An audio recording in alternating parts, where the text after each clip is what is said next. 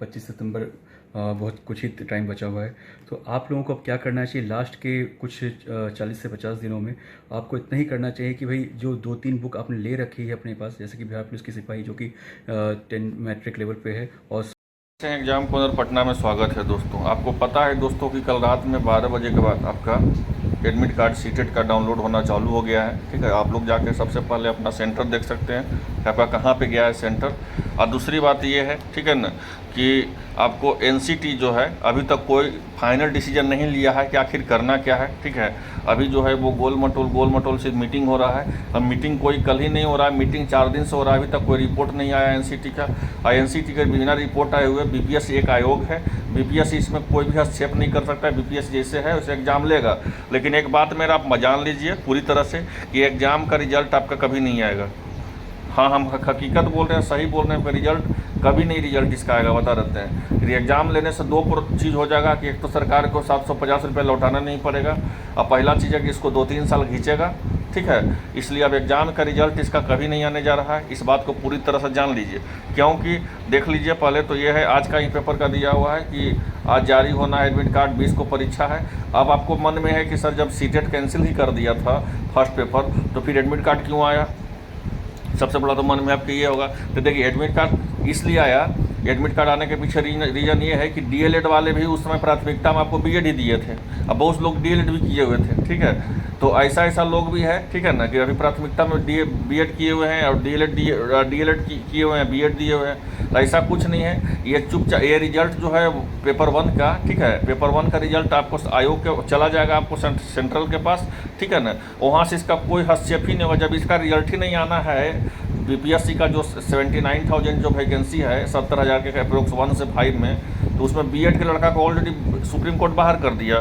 तो कि जब रिजल्ट ही नहीं आना है तो फिर ये इसका बीपीएससी का तो कोई महत्व ही नहीं रहा। बीपीएससी तो कैंसिल कर दिया है। यहाँ देख लीजिए, ये पर 2 दिन का पहले का पेपर में आपको बताया, देख लीजिए कि सीटेट पेपर पास को बीएड के जो है रिजल्ट है वो अब मान हो जाएगा।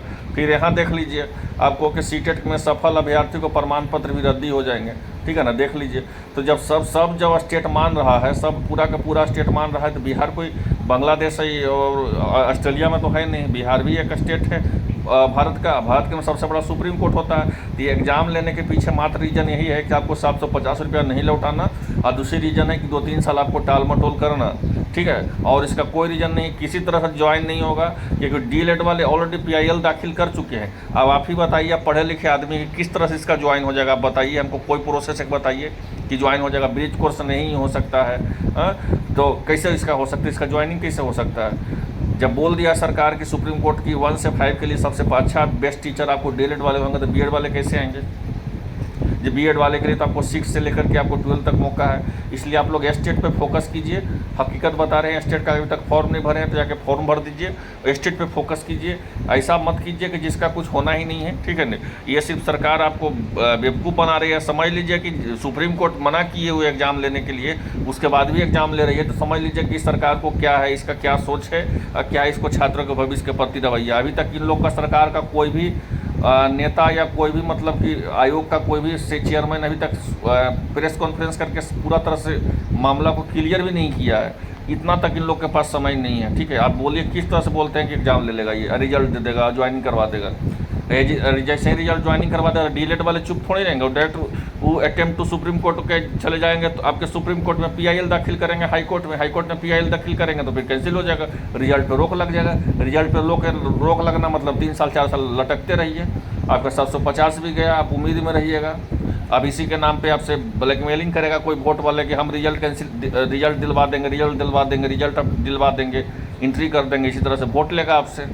इसी तरह से बात है। ठीक है, आपको कोई भी गलत नहीं है। आप देख लीजिए, आज का ही पेपर का ही न्यूज़ है कि इस परीक्षा में को लेकर सीटेट अभ्यर्थी में संचय, किसी को भी संचय होगा कि ना कोई प्रेस कॉन्फ्रेंस हुआ है, नहीं कुछ हुआ है। इस तरह से रिजल्ट को जारी कर देना, आपको परीक्षा का एडमिट कार्ड जारी कर देना, और उसके बारे में ना कुछ बताना और बोलना परीक्षा निर्धारित समय पर लेंगे, ये तो तुगलकी फरमान है।